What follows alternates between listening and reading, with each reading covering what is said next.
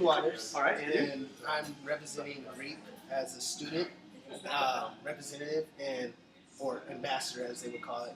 And I'm here to ask you questions about the field that I'm going into.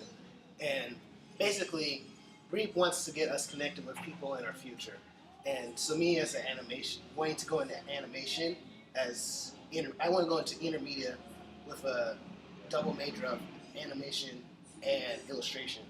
And I know you have a book and you do animation. That's right. So for me as a student, I would like to know, how has your experience in the animation field been, and how's that relate to your book and what you've done with your work? Yeah, so it started out, as a kid, I always dreamed of like animating feature films. I always look at those great things, Toy Story, or even some of the shorts. And so I went to school and got a degree in, a century ago, as you said, it was 1995, at the Art Institute of Seattle for computer animation and multimedia design. And as it turned out, as we started graduating, we started doing more interactive multimedia projects. The websites were really big back in the day, so we did a lot of web design to kind of make ends meet.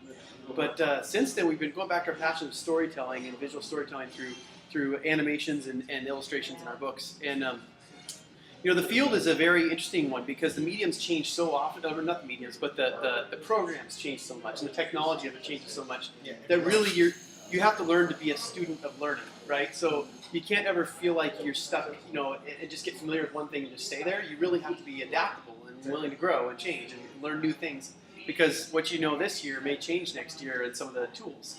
That being said, the traditionals of artwork really come into play. The stronger you are as a traditional artist to start out with, the more you invest into becoming a great artist, understanding lighting and shading and just form and function and all of that. That will help you no matter what tool becomes popular for that next generation, or what tools you're using.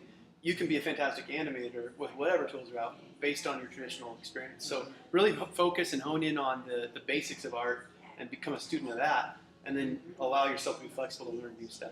So, yeah. Do you feel like that's what college did for you? It built that foundational first step. First steps, and what you did with that was up to you from that point forward. Invest your time into it. And if I had one thing I could do differently from my college days was, and I don't know that it's available to everybody, but they have some fantastic studios available to you to use. And I invested a lot of my time into the classroom time. And then when I would go home, I couldn't take advantage of those because I would go home for work and all that stuff and end up there. What I would like to do, if I changed my life, would be go back and put more time into the evening hours, just with the synergy of all the other students that are there, because that environment really is fantastic for preparing you for workplace and getting to work on projects after hours, but using those great tools is a fun way to do it. So, that would be one thing I do. But yeah, college definitely prepared me for what I needed, of the grounding, the basics, and from there, where you go to work is going to help adapt you to the next step. Okay, so I only have one more question. And this question is, out of college, because I already know you get this information, you get this first step, and you're all right. Well, what do you do to get accomplished in this field?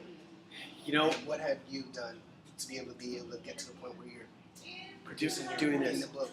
In this case, it was not listening to the voices of doubt that are in my head saying, you're not good enough, you can't do this. Writing books, being a novelist. I was a student of story, and they taught us a lot about screenplay writing and story writing in college.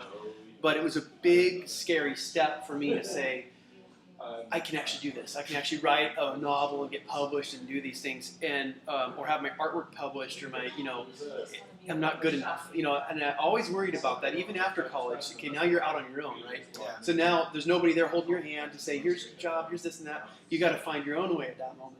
And you really have to dig down deep and decide, is what you're going to do, are you going to listen to the voices of doubts, which you're going to say, you're not good enough, you can't do it, or are you going to listen to what you were called to do, the reason why you started this in the first place, which was to give your art to this world, right? You have something inside you that you're created for. I think all of us were created for a reason. And I think the blessing that I've been able to have is to see my artwork go on in forms where kids are just gobbling it up. Tens of thousands of kids, it's in German, it's in Danish, it's in French, all over the world, kids are benefiting from my work. But if I had stopped short and not continued when it got hard, I would have given up on my dream, or maybe taken an easier road, and I might have lost the ability to do what I really set my mind out to do, which was to tell my own stories and really have an impact with those.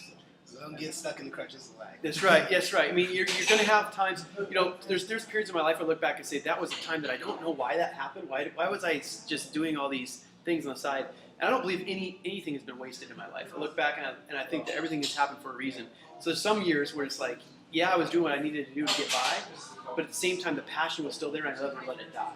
And I went back to it, and I went back to it, and went back to it until finally I was able to break through. So just don't give up on it, because there's going to be times when it steals some of that from you, perhaps.